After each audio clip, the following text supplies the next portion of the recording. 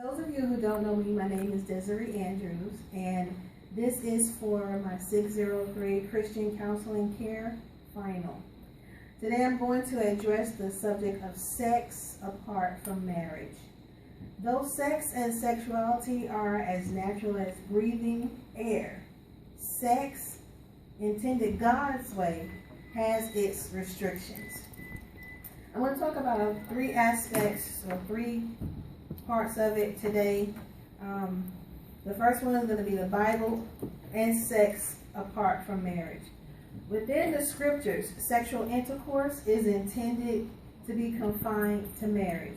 And this is something that was ordained from the beginning in the Bible, in Genesis. In the New Testament, the word fornication, which is porneia, it occurs 39 times and often refers to immorality. It is voluntary sexual intercourse by an unmarried person with someone of the opposite sex. Now, understand, in today, it can be also someone of the same sex. I'm talking about homosexuality. In every case, it is presented as behavior that is opposed to the plan and will of God. Adultery is also mentioned in the Bible, and it is used in two ways. The first way, it is used in meaning idol worship or unfaithfulness to God. The other concerns sexual intercourse by a married person with someone other than his or her own spouse. But both cases of adultery is forbidden and strongly condemned. According to Genesis 1, verses 27, and Genesis 2, chapter 24, God clearly intended for sex to be for marriage because something unique happens with intercourse. The two become one. First, sex, I want you to know, sex is created by God and is good. See, God made male and female, and He made their bodies to complement each other, to complement one another. When He created man, He created them male and female. And this can be found in Genesis chapter 1, verse 26 through 31. And it was at this point when God made male and female in the Bible, that He said, after He saw everything, He said what He had made, and He called it very good. 2, sex apart from marriage is sinful. Sexual sin affects the body. This is the place where the Holy Spirit dwells. If we read in 1 Corinthians chapter 6, and even at verse 9, it talks about different things that are sinful. And one of the things it talks about is for fornicators. 1 Corinthians chapter 6, verse 9. Well, fornicators, these and some other ones, adulterers, will not inherit the kingdom of God. So, sex apart from marriage is sinful. This is not something that God has intended to happen outside of the marriage. Just like my little illustration that I have here, you have sex, and it is intended to be inside the marriage. Anything outside of the marriage is something that is sinful. 3, sex apart from marriage also includes sinful thinking. This involves lust. Jesus said in Matthew 5:28, "But I say unto you that whoever looks at a woman to lust for her has already committed adultery with her in his heart." Sinful thinking leads to other actions. When you think about sex and you think about sex apart from being married, then it can take you into other areas where, again, it's not good for you and lead to other actions such as pornography. It can lead to things such as masturbation.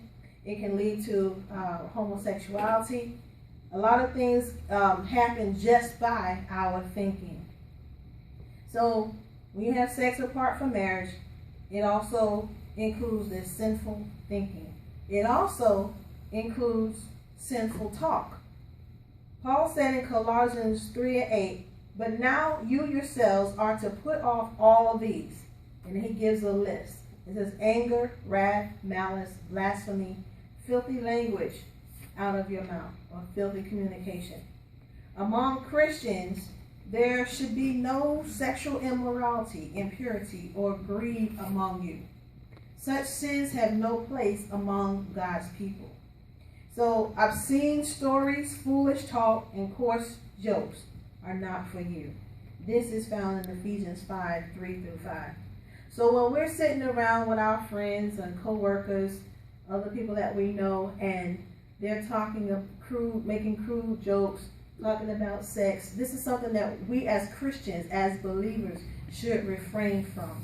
Because this is something that, again, sex apart from being within marriage leads to this sinful type of talking. Sex apart from marriage also restricts freedom. Everything created or made has a design or function. And we obtain the best results when we abide within those guidelines. In the same way, the Bible states that the human body is created for sex within the marriage. We are most fulfilled when we stay within these divine guidelines. So freedom is restricted because we go outside and then things begin to happen when, again, it leads us into sinful acts. Now, I'm going to talk about briefly the causes of sex apart from marriage. There are many. There can be many, and I'm just going to limit it to a few. But sex outside of marriage today is widely accepted as the norm. There are a number of reasons why this happened. The causes are many, and basically they can be grouped into two categories: environmental stimulation and internal pressure.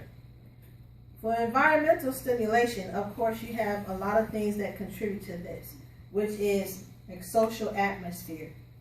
You look at the internet, it's pornography, it's blatant sexual relations, magazines, TV, just about everywhere you want to look. If you look on TV, they always have some type of sexual relationship. It's always something of a sexual content, sexual nature.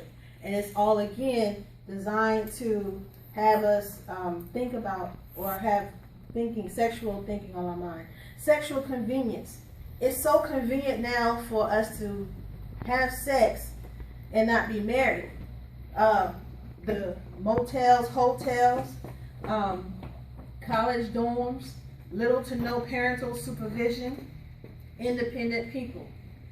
Convenient adultery is becoming more and more accessible to teenagers and adults. When I was thinking about this, I thought about this little rap. It used to go hotel, motel, Holiday Inn. If your girl's not good enough, then you take her friend. I can't remember what all it said, but it said if you take her friend, it means, it's at this time, it's just saying if your girl is not there, hey, go ahead and be with her friend. It's just that has become that informal to us. Also, liberal values contribute to this, sex apart from marriage. With cohabitation, mate swapping, unfaithfulness. They used to have this picture, and it's probably still on TV, called wife swapping. I never liked that picture. And even though they weren't actually sleeping together, they were swapping mates. But it all goes to show how TV has a big influence on showing that sex is okay to have sex apart from being married. Sexual restrictions have lessened, sexual standards have been loosened, and sexual expectations have become more liberal. Everybody's saying, oh, it's okay now. It's no longer taboo. Then there's inappropriate education. I believe that there's not enough education to point to the fact that sex should be only ordained for marriage. Nowadays we have sexual education, and it's just telling you how to do the act and how to keep safe from it. But it's not telling you the true nature of it, where sex, again, was meant by God's standards as being only for the marriage. This globalization, again, the influence of TV, movies, other media, and the greater ease of travel have made it more possible for sexual values and behaviors of one culture to cross the borders into other cultures. Whereas one culture before would frown on it, now because they have been opened up to other cultures, now it's easily and more readily accepted. Then the next category is internal pressure. Of course, the cause for this comes from curiosity. Because we're curious about it, then that makes it all that more attractive. Uncontrolled fantasy. Many people engage in sexual fantasies. There's a report that says there's about 95% of males and 50% of females who engage in fantasies, sexual fantasies. The search for identity and self-esteem. When we don't really know who we are, when we have low self-esteem, then this type of internal pressure will contribute to us having sex without being married. There's also the search for intimacy and closeness, because we want to be close to somebody, because we want to be a part, feel like we're loved. Then we search for intimacy, looking for love in all the wrong places. Then of course there's the escape and rebellion. Sexual behavior, this include masturbation. Sex sometimes can be a way. Sexual behavior, or which includes masturbation, can sometimes be a way to relieve tension. You can escape boredom and temporarily avoid the pressures of life. So we use sex apart from marriage for these reasons. And then it leads to distorted thinking. People may involve themselves in perverse sexual activities because of distorted views about sex. Negative sexual experiences in the past is failure to anticipate consequences of one's actions and a desire to punish someone else.